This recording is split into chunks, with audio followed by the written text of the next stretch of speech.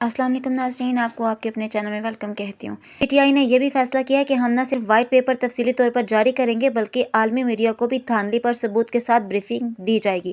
P T I نے اپنے ملک بھر کی قیادت اور تنظیمی عہدیداروں کو ہدایت کیا کہ وہ ہر صورت ہفتے کو باہر نکلیں، پرامن طور پر آواز اٹھائیں۔ بظاہر لگتا ہے کہ پی ٹی آئی نے ماضی کی طرح اس بار بھی انتخابی دھاندلیوں کو بنیاد بنا کر ملک گیر احتجاج اور دھرنے کی سیاست کو جاری رکھنے کا فیصلہ کیا، جو یقینی طور پر نئی حکومت کو ابتدا سے ہی مشکلات سے دوچار کر سکتا ہے۔ سوال یہ ہے کہ کیا موجودہ صورتحال میں پی ٹی آئی کو کوئی بڑا ملک گیر احتجاج کر سکے گی؟ بالخصوص 9 مئی کے بعد یہ ممکن ہو سکے گا اور واقعی پی ٹی آئی کے لیے بڑا چیلنج ہوگا۔ اس بار پی ٹی آئی کو یہ برتری حاصل ہے کہ ملک کے مختلف صوبوں میں چھوٹی اور بڑی جماعتیں بھی انتخابی دھاندلیوں کو بنیاد بنا کر سڑکوں پر نکلنے کا اعلان کر چکی ہیں اور امکان موجود ہے کہ پی ٹی آئی سیاسی طور پر فائدہ اٹھا سکتی ہے۔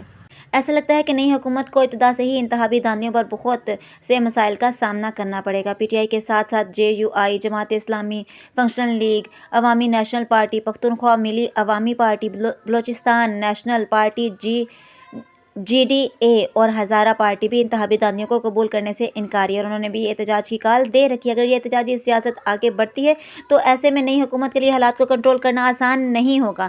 اگر کل پی ٹی آئی بھرپور طور پر احتجاج کرتی ہے تو اس سے ملک کے سیاسی منظر نامے میں کافی تبدیلیاں بھی رونما ہو سکتی ہیں۔ پی ٹی آئی نے ایک طرف قانونی محاذ پر عدالتوں میں انتخابی نتائج کو فارم 45 کی بنیاد پر چیلنج کیا ہوا ہے تو دوسری طرف سیاسی دباؤ بڑھانے کے لیے سیاسی میدان میں بھی نکلنے کا فیصلہ کیا۔ اگر وہ بڑا احتجاج کرنے میں کامیاب ہوتے ہیں تو یقینی طور پر ان کی تحریک میں شدت آ سکتی ہے۔ سوال بھی اہم ہے کہ کیا حکومت انتخابی دھاندلیوں کی اس تحریک کو طاقت کے زور پر نپٹتی ہے یا پی ٹی آئی سمیت احتجاج کرنے والی جماعتوں سے بات چیت کی مدد سے مسائل کو حل کیا جائے گا۔ حل ٹکراؤ کی سیاست ملک میں سیاسی اور معاشی عدم استحکام پیدا کرے گی۔ آج کی اس ویڈیو میں اتنا ہی۔